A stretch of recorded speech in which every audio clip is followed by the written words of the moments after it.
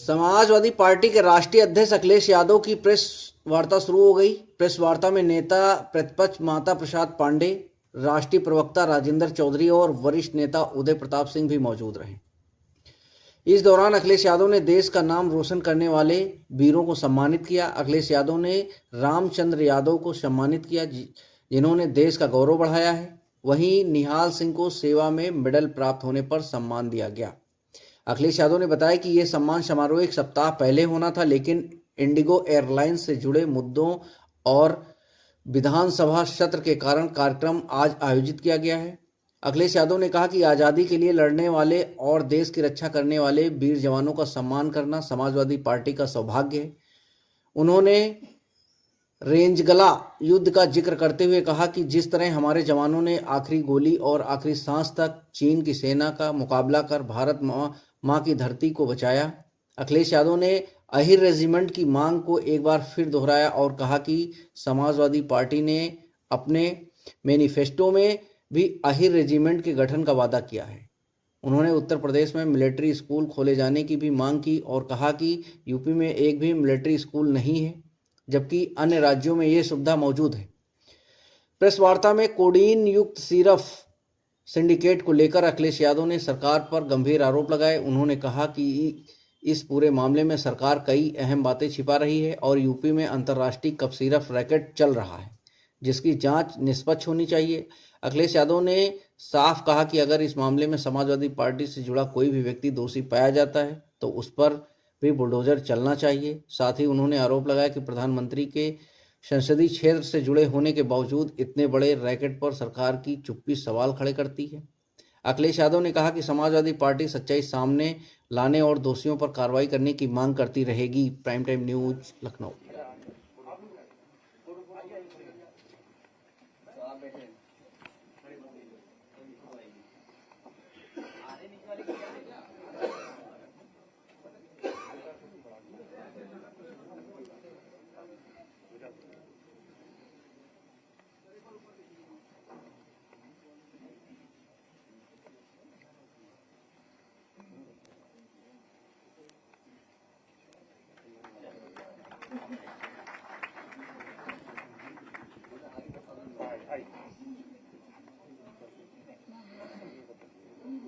अंबानी जी सम्मानीय प्रेस के साथियों से बात करेंगे।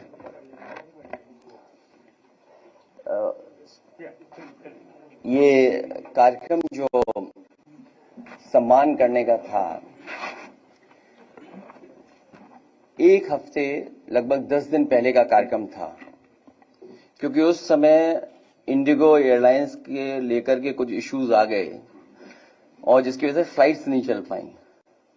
फिर हाउस था, इसकी वजह से आज कार्यक्रम तय हुआ।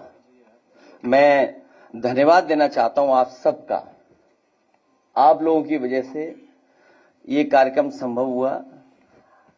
हमारा सौभाग्य है आपसे मिलने का, और सौभाग्य इस बात का भी है कि हम सब लोगों को मौका मिल रहा है आपको सम्मान देने का। जिन्होंने आजादी पाने के लिए और आजादी के लिए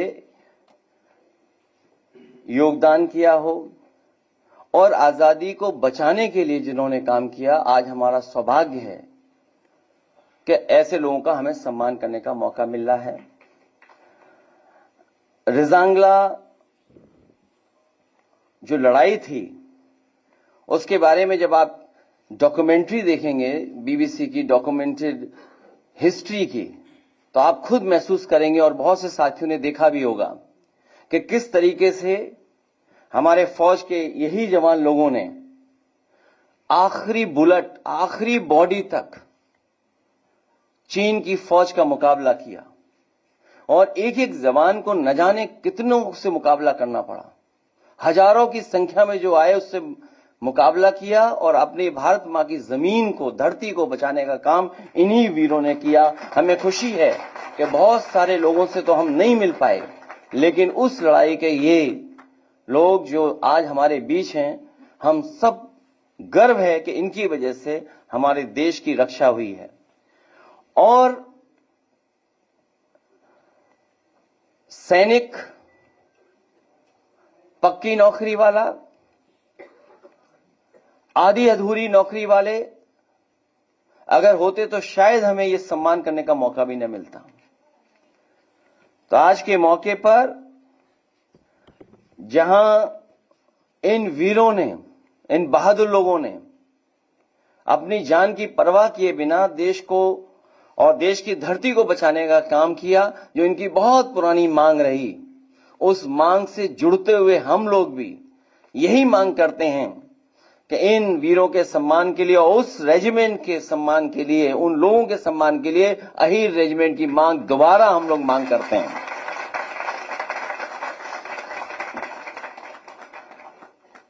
मुझे याद है देश की किसी पॉलिटिकल पार्टी ने अपने अगर मैनिफेस्टो में कभी लिखा तो वो इकलौती समाजवादी पार्टी थी जिसने अपने मैनिफेस्टो में ये डाला था कि समय जब भी हमें सरकार बनाने का मौका मिलेगा, दिल्ली की सरकार बनेगी तो हम सब लोग मिलकर के अहीर रेजिमेंट की बनाने का काम करेंगे। आज उस मांग को दोबारा हम लोग दोहराते हैं।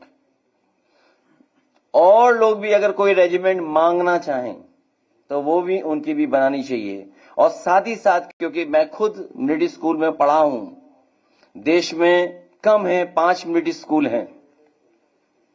दिल्ली की सरकार से पुनः मांग करता हूं, मैं पहले भी पत्र लिखा और फिर मांग करता हूं कि मिलिट्री स्कूल्स यूपी में और बढ़ाए जाएं, क्योंकि यूपी में एक भी मिलिट्री स्कूल नहीं है। ये कंफ्यूज मत होइएगा कि सैनिक स्कूल और मिलिट्री स्कूल में क्या फर्क है। सैनिक स्कूल तो हैं जगह जगह, लेकिन मिलिट्री स्कूल नहीं है। मिलिट्री स्कूल केवल 5 हैं। तो हमारी मांग है कि उत्तर प्रदेश में भी मिलिट्री स्कूल बनाए जाएं। राजस्थान में 2 हैं, कर्नाटक में 2 हैं, 1 हिमाचल में है।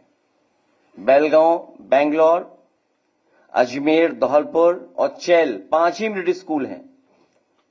तो हमारी मांग है कि जब उत्तर प्रदेश से देश के प्रधानमंत्री बनते हैं और उत्तर प्रदेश के डिफेंस मिनिस्टर हैं, तो हमारी मांग होगी कि लखनऊ में बन जाए मिलिट्री स्कूल, इटावा में हमारे होम टाउन में बने, कन्नौज में बने, बनारस में भी बन जाए। ये हमारी मांग है।